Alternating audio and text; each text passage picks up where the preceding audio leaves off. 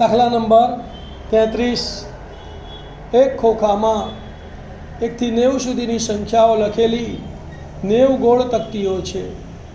જો ખોખામાંથી એક ગોળ તકતી યાદચ્છિક રીતે કાઢવામાં આવે તો તેના પર નંબર 1 2 અંકની સંખ્યા, નંબર 2 પૂર્ણ વર્ગ સંખ્યા અને નંબર 3 5 વડે વિભાજ્ય હોય તેવી સંભાવના શોધો।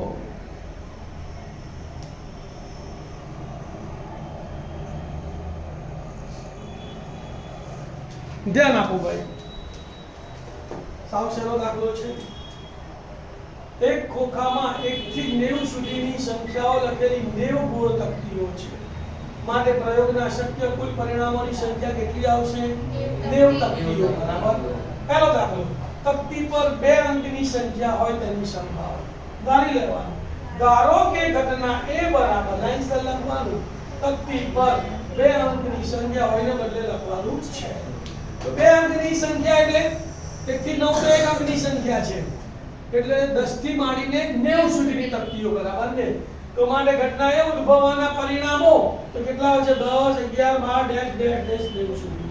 તો માટે ઘટના એ ઉદ્ભવવાના પરિણામોની સંખ્યા તો 90 માંથી 1 થી 9 નંબરની તકતીઓ બાદ કરી દઈએ એટલે 81। તો 81 તકતીઓ।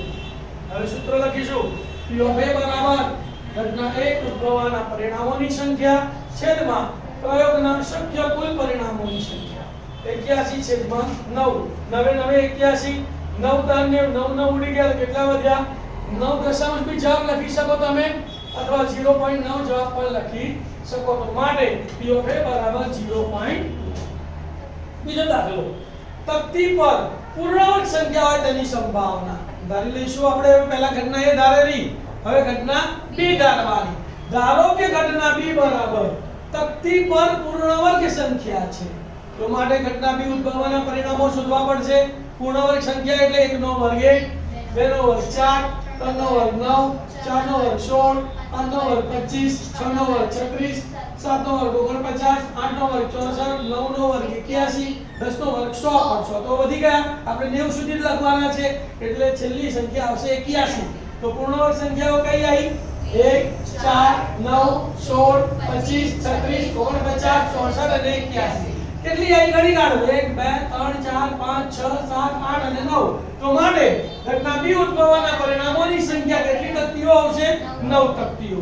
હવે સૂત્ર લખીશું, P of B બરાબર ઘટના B ઉદ્ભવવાના પરિણામોની સંખ્યા છેદમાં પ્રયોગના શક્ય કુલ પરિણામોની સંખ્યા। તો અહીંયા કેટલા છે? 9 9/90। 9 એકા 9, 9 દાન 9, 9 9 ઉડી ગયા, 9 9 ઉડી ગયા, તો કેટલા વધ્યા? 1/10 અને 1/10 પણ લખી શકો અથવા 0.1।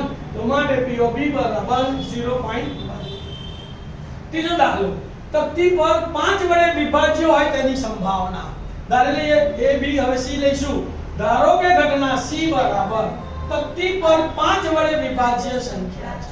5 વડે વિભાજ્ય સંખ્યા એટલે 5 10 15 20 25 30 35 45 50 55 60 65 70 80 85 અને 90। તો માટે ઘટના C ઉદ્ભવવાના પરિણામો કેટલા આવશે? બોલો।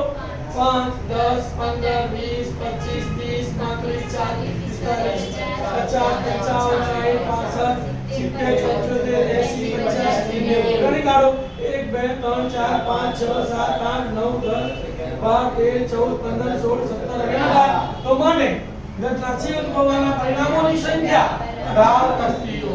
સૂત્ર લખીશું, હવે P of C બરાબર ઘટના C ઉદ્ભવવાના પરિણામોની સંખ્યા છેદમાં પ્રયોગના શક્ય કુલ પરિણામોની સંખ્યા 18/90। 18 એકા 18 અને 18 પંચાને 18 ઉડી ગયા, તો કેટલો જવાબ આવ્યો? 1/55। તો માટે P of C બરાબર 1/55।